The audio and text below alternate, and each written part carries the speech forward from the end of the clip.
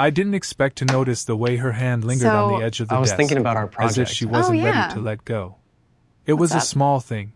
Fingers curved, nails polished and a shade too subtle to call attention to themselves. But it made me pause.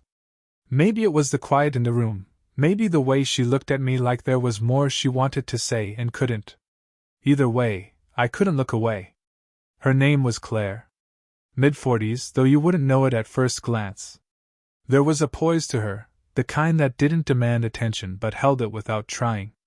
A woman who had spent years in rooms like this, a desk, a stack of papers, a clock ticking on the wall.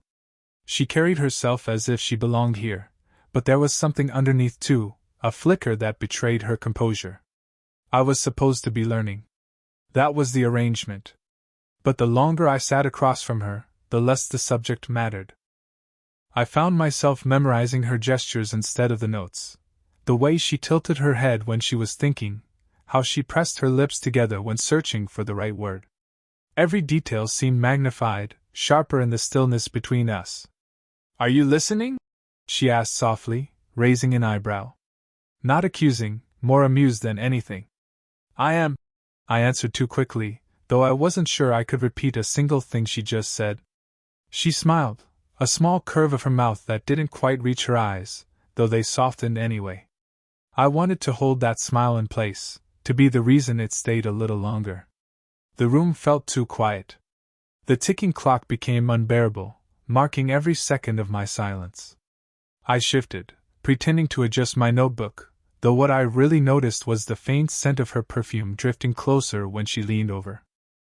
Warm, floral, familiar in a way I couldn't place, like something that stayed in your clothes even after the person was gone. Her hand brushed against mine when she reached to point at a line I'd missed. It wasn't intentional. At least I told myself that. But my fingers twitched, betraying me, and she drew hers back with a pause that lasted longer than necessary. "You're distracted," she murmured. It wasn't a question. "I guess," I admitted, though my voice came out lower than I meant. Her eyes flicked to mine, holding them longer than before. Something passed between us, unspoken, undeniable. Neither of us moved. For a moment, the lesson was gone, the papers forgotten. It was just her, close enough that I could see the faint lines at the corner of her eyes, proof of years lived, laughter shared, maybe tears too. She didn't hide them. She never tried to be younger than she was. That, more than anything, drew me closer. "Sometimes it's hard to focus," she said finally, but her voice had changed, softer, as though she was no longer talking about study at all. I swallowed, unsure if I should look away. I didn't. The silence stretched again, thick and charged. I felt heat rise in me, not from embarrassment but from something more dangerous, the realization that she wasn't pulling away. Her pen slipped from her hand, clattering softly against the desk.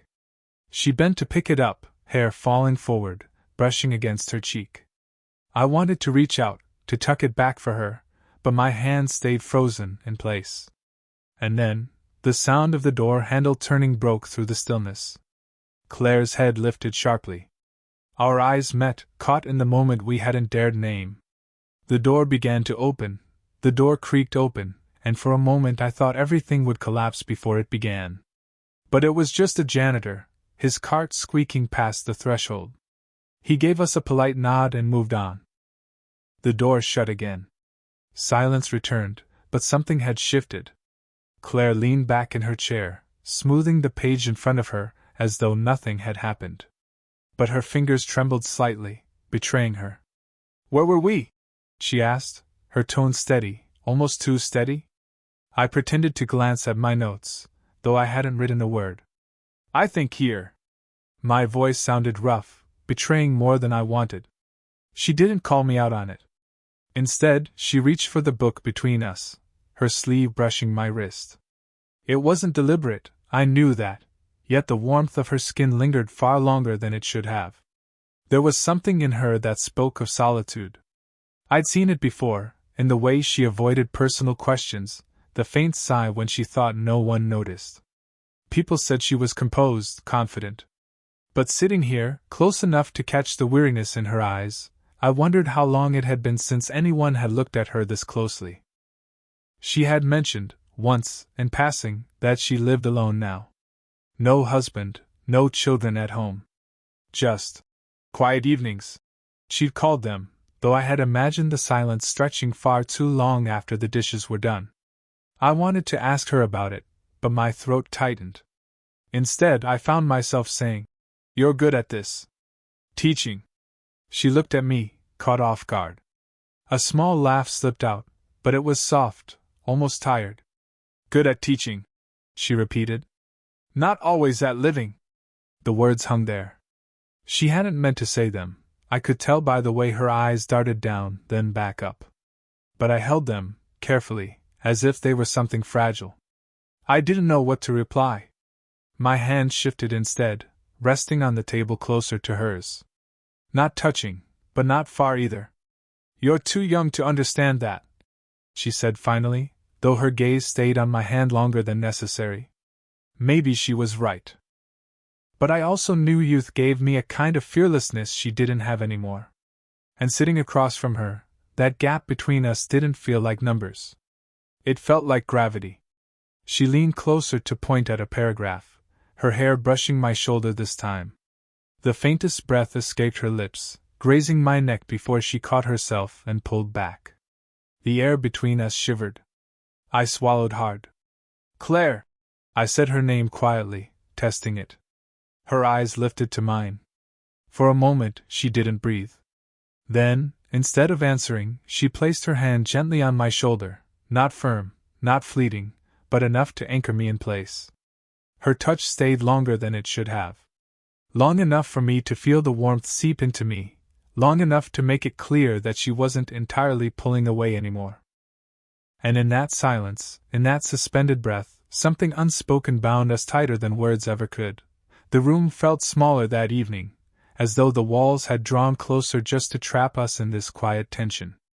Claire had settled beside me instead of across the table, saying it would be easier to work from the same page. Practical. Reasonable. But the space between us had vanished, and reason was slipping through my fingers. Her arm brushed mine each time she turned a page. Her perfume clung to the air, warm and distracting. I tried to steady my breathing, but every movement of hers, every shift, every sigh, made it harder. "You're quiet tonight," she murmured, her voice low, almost teasing. I forced a smile. "Trying not to distract you." Her eyes lifted to mine, and for a heartbeat too long, either of us looked away. That was when the knock came. Sharp, quick, rattling the moment to pieces. Claire's hand shot back to her lap. "Come in," she called, steady but clipped. The door cracked open. A colleague of hers poked her head in, holding a folder. "Claire, sorry to bother. Oh, you've got someone here." Her eyes flicked between us, curious. "Yes, just tutoring," Claire said too quickly. The word landed heavy, obvious. My pulse raced. "Right." The colleague nodded, though her smile lingered a moment longer before she shut the door again. Claire exhaled, a sound almost like a laugh but laced with nerves. "See? That's why this." She stopped herself, pressing her lips together. "This what?" I asked before I could stop myself. She shook her head, focusing on the paper in front of us, but her hands betrayed her, fiddling with the corner, gripping too tightly. The silence stretched. My heart hammered. I wanted to reach for her, but I was frozen in the same fear that flickered in her eyes, fear of being seen, of what it meant, of how people would talk. But then she leaned closer again, almost involuntarily. Our shoulders pressed together this time, no excuse left. The warmth of her body seeped through my sleeve, and I felt my throat go dry. Her hand slid over mine as she guided it toward the page. Too long, too slow. Her fingertips lingered, the pressure barely there but enough to set every nerve on fire. "Claire," I whispered, unable to keep it in. She turned to me, and our faces were so close I could feel her breath against my lips. Neither of us moved, but the air pulsed with what almost was. Her eyes dropped for the briefest second, to my mouth, before darting back up. That flicker alone nearly undid me. "We can't," she breathed, though she didn't pull away. I know, I said, but I didn't move either. The clock ticked on. Our hands stayed locked together on the desk. Our shoulders pressed, breaths mingling in the narrow space left between us. We weren't kissing. But we weren't far from it either. And somehow, that closeness, dangerous, forbidden, undeniable, pulled us tighter than any kiss could. I don't remember who moved first. Maybe it was me, maybe it was her, but suddenly we weren't sitting apart anymore. Claire was closer than ever, our hands still tangled together, our knees brushing beneath the desk. The air between us burned, thick with words neither of us had dared to say. Her eyes searched mine, as though trying to find a way out and in at the same time. "This is dangerous," she whispered. "I don't care," I said. And it was true. Whatever rules there were, whatever lines people might draw, none of them mattered in that moment. She closed her eyes briefly, like she was steadying herself. When they opened again, something had shifted. Desire, yes, but also fear. And I could feel both pulsing from her, as if she were at war with herself. I reached up, unable to stop myself, brushing a strand of hair back from her face. My fingers grazed her cheek, soft and warm. She inhaled sharply, but she didn't pull away. Instead, she leaned into my touch, just enough to undo me completely. "Don't," she said, though her voice trembled. "You don't mean that." Her lips parted, a denial caught on her tongue. She didn't finish it. Instead, she looked at me, really looked, and in her eyes I saw loneliness laid bare. All the quiet nights she'd spoken of, all the years of being composed and untouched. I shifted closer, my hand sliding to the back of her neck, feeling the delicate tremor there. My forehead nearly touched hers. My pulse was a drum, steady and loud in the stillness. "Do you have any idea what you're doing to me?" she whispered, almost accusing, almost pleading. "Yes," I answered without hesitation. Her laugh was small, broken, caught between shame and longing. She leaned forward until her forehead rested against mine, the contact light but devastating. I could feel the warmth of her breath brushing my lips, every exhale daring me closer. "We can't undo this," she murmured. "Maybe I don't want to." The silence swelled, heavy and electric. Her fingers lifted, hesitating before resting against my chest. I felt them there, tentative, trembling, before her hand pressed more firmly, as though testing if I was real. I covered her hand with mine, holding it there. "Claire!" I breathed her name like a confession, a prayer, a surrender. Her eyes fluttered shut. She leaned in, slow, hesitant, inevitable. The space between us narrowed to a breath, the world shrinking down to the unbearable question of will we or won't we. Then, her phone buzzed sharply on the desk, shattering the silence. Claire flinched, her hand slipping from mine, though she didn't move away entirely. Her lips hovered so close I could almost taste the words she didn't say. The phone buzzed again. She looked at me, wide-eyed, torn between answering and staying frozen in this fragile, forbidden nearness. "I can't," she whispered, her voice breaking. But she didn't finish the sentence, because neither of us had moved an inch. We were still there. On the edge. The phone kept buzzing on the desk between us. Claire finally snatched it up, her hand trembling slightly. She turned away as she answered, but I was close enough to hear every word. "Yes?" Her voice was careful, steady. A pause. Then her shoulders stiffened. "No, he's still here," she said quickly, glancing back at me with eyes sharp, warning. The voice on the other end was muffled, but I caught fragments. "Again? People will talk, careful, Claire." She ended the call abruptly, setting the phone down with more force than necessary. Silence pressed in around us. "Who was that?"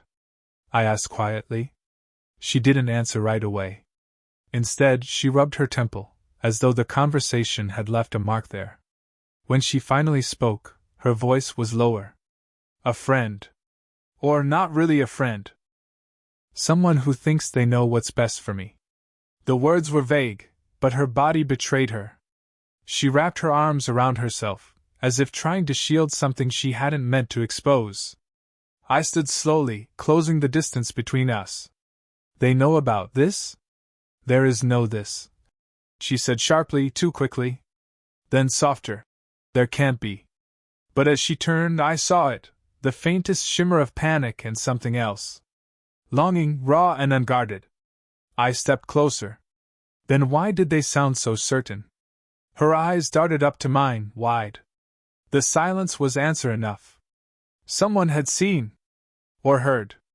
The secrecy we had been holding so carefully had already slipped, and the thought electrified me with equal parts fear and desire. Claire, I whispered, and my hand brushed against hers, tentative but deliberate. She didn't move away this time. Instead, her fingers twitched, curling almost imperceptibly toward mine. Her breath came faster now, shallow. She shook her head, but it was as if her body refused to follow the command her mind was giving. You don't understand, she whispered. They think I'm reckless. That I can't be trusted. If they find out, if anyone finds out, then let them. I said, voice rougher than I intended. Let them talk. She turned sharply, brushing past me, but the movement only drew us closer, her shoulder grazing my chest, her hair catching on my sleeve. I caught her arm instinctively. She froze, the heat of her skin searing through the fabric. You think this is simple, she said, not facing me. But for me it isn't. Her voice broke on that last word. I leaned in, unable to stop myself, my mouth near her ear. Then make it simple. Just tell me you don't want this. She trembled. I could feel it through my grip on her arm, through the way her breath hitched in the silence. She didn't speak. When she finally turned, her eyes were wet but fierce. I never said I didn't want it. The words hung in the air, dangerous, irreversible. And in that moment we both knew, there was no going back. Her words still rang in the air. I never said I didn't want it. Once spoken, there was no hiding, no retreat.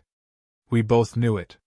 Claire stood frozen, but her body betrayed her, shoulders rising and falling too fast, lips parting as if another confession was fighting its way out. I stepped closer, slow, deliberate, until the gap between us narrowed to nothing more than breath. You don't have to keep pretending, I whispered. Her eyes flicked up to mine, wide, unsteady. And what happens if I stop? I lifted my hand, brushing a loose strand of hair from her cheek. My fingers lingered longer than they should have, tracing the line of her jaw. Her skin warmed beneath my touch, and for once, she didn't pull away. Then maybe, I said softly, you'll finally let yourself be seen. She inhaled sharply, her body trembling as though the words had pierced something deeper than either of us expected. For a heartbeat, the room went silent except for the sound of our breaths, mingling in the charged air. Her hand rose, hesitant, then found its place against my chest. I felt the weight of it, delicate but firm, as though testing whether I was real. My pulse thudded beneath her palm, and her fingers curled slightly, holding on. This isn't fair to you, she murmured, her voice breaking. You don't get to decide that for me, I answered, leaning closer. Our foreheads touched, fragile and intimate. The nearness was unbearable.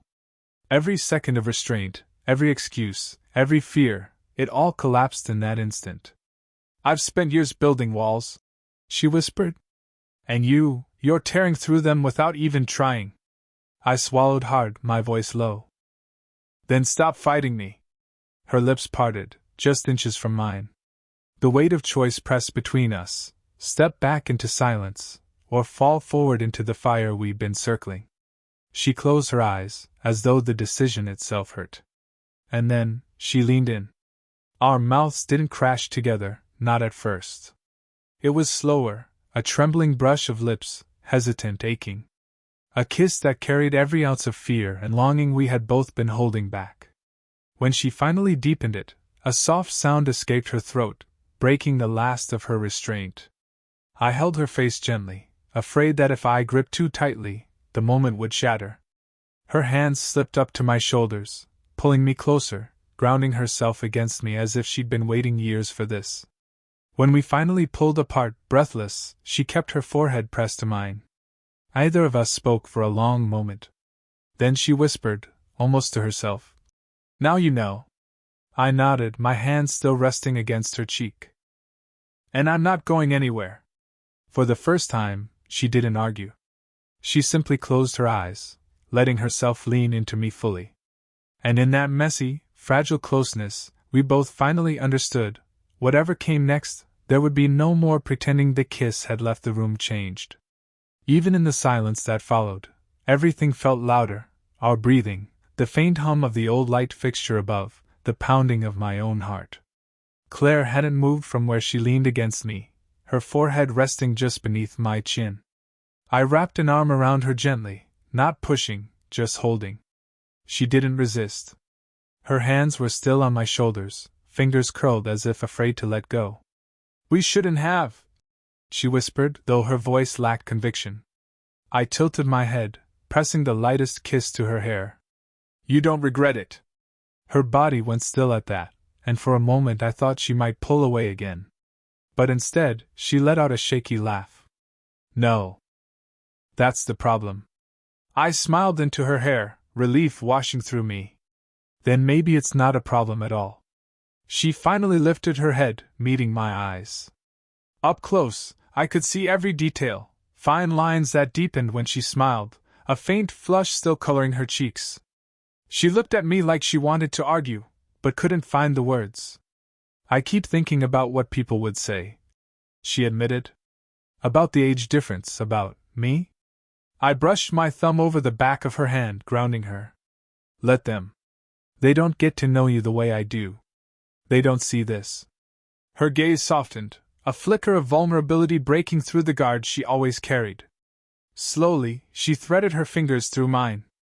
The simple act, our hands fitting together, felt more intimate than anything else. "Do you realize what you're asking for?" she said quietly, though her grip on my hand tightened. "I'm not asking," I replied steady. "I'm choosing. And so are you." For a long moment she just looked at me. And then she nodded, almost imperceptibly, but enough. The tension in her shoulders eased, and she leaned into me again, this time with no hesitation. We sat there in the quiet, our bodies close, our breaths settling into a rhythm. The world outside still carried its judgments, its whispers, but in that room it was just us, messy, imperfect, and undeniably real. Her head rested against my chest, her hands still clasped in mine. I pressed a soft kiss to her forehead, lingering there. It wasn't urgent, or rushed, or stolen. It was steady. Promising. When she finally spoke again, her voice was barely audible. "I think I needed this more than I wanted to admit." I tightened my arm around her, whispering, "Me too." And for the first time, either of us tried to pull away. Speech Balloon, did you enjoy the story? What kind of stories would you like to hear next?